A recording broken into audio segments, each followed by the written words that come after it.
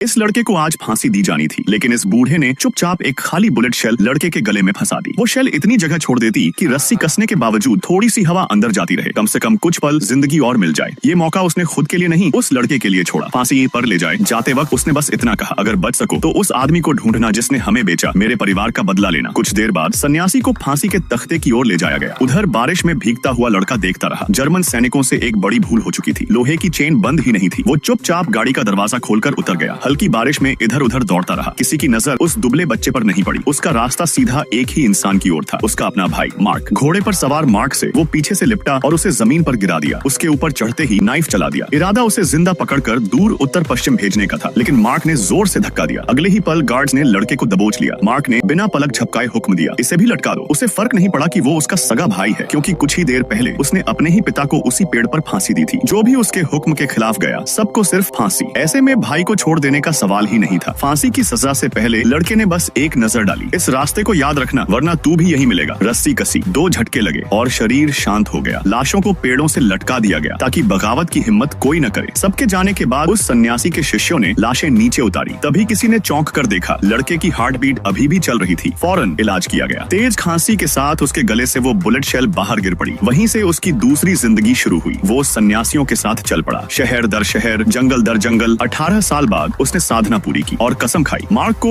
उसी पेड़ पर फांसी दूंगा जहां मेरे पिता मरे थे। अब वो डैनियल था, एक नाम, एक डर। वो बड़े कदमों से आगे बढ़ा, हाथ में भारी नाइफ। 3-4 वार में दुश्मन जमीन पर थे। एक बूढ़ा आदमी घबराकर बंदूक में बारूद भरने लगा। हाथ कांप रहे थे। डैनियल ने बंदूक छीनी और एक ही शॉट में उसे वहीं ढेर कर दिया। उधर उसके पिता का पुराना साथी विक्टर, जो असली गद्दार था, खबर मिलते ही छिप गया। लेकिन अगली ही पल डैनियल को देखकर उसकी रूह कांप गई। विक्टर भागा, नदी पार की, घोड़े पर चढ़ा। डैनियल ने एक छलांग में उसके आदमी के घोड़े पर सवारी कर ली। पीछा करने की जल्दबाजी नहीं थी। उसने राइफल संभाली, बैरल साफ की और निशाना साधा। एक गोली, विक्टर गिर पड़ा। डैनियल उसे घसीटते हुए पुराने कस्बे में लाया, सबको दिखाने के लिए कि वो लौट आया है। अगला निशाना सिर्फ एक था, मार्क। रात के अंधेरे में वो उसके कैंप तक पहुंचा। टेंट चाकू से काटा, सोते हुए मार्क की गर्दन पर ब्लेड रख दी। एक पल में सब खत्म हो सकता था, लेकिन कसम याद थी, वो उसे जिंदा उसी पेड़ तक ले जाना चाहता था। तभी बाहर शोर मच गया। डैनियल को भागना पड़ा। मार्क डर के मारे भागता रहा। नदी तक पहुंचा, बस उसे पार करना बाकी था। लेकिन तभी उसे शक हुआ, इतनी जल्दी मुझे कैसे ढूंढ लिया? उसकी नजर अपने आदमी जैक पर पड़ी। झूठा गले लगना और अगले पल नाइफ। पास खड़ा अंग्रेज अफसर डर से कांप उठा। इतनी बेरहमी उसने कभी नहीं देखी थी। नाव में चढ़ने ही वाला था कि डैनियल पानी से उभरा। ठंडी नजरें, कोई शब्द नहीं। कुछ ही सेकंड में गार्ड्स गिर चुके थे। डैनियल ने मार्क को पकड़ा और दोनों पानी में कूद गए। वो उसी पुराने पेड़ तक पहुंचे जहां सब कुछ शुरू हुआ था। कसम पूरी हुई। मार्क की सांसें टूट गईं और डैनियल को पहली बार